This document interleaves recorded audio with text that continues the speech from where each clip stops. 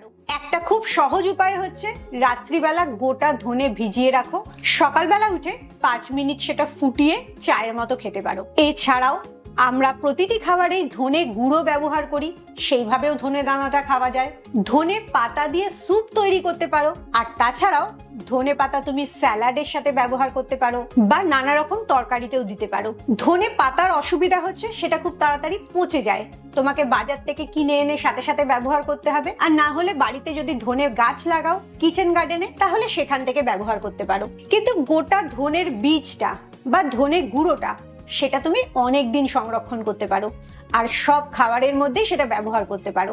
রান্নাতে তো তুমি গুঁড়ো ধনে ব্যবহার করছোই। কাল থেকে চেষ্টা করো সকালবেলা খালি পেটে 1 গ্লাস, না হলে দুপুরবেলা বা রাত্রিবেলা যে কোনো একটা সময় 1 গ্লাস গোটা ধনে ভিজিয়ে রেখে সেটা ফুটিয়ে চায়ের মতো জলটা খেতে, এবং দেখো তোমার খিদে পাওয়াটা কতটা কমে যাচ্ছে। এমনকি ব্লটিং কমে যাবে বলে তোমার ভুঁড়ির মাপও কমে যাচ্ছে।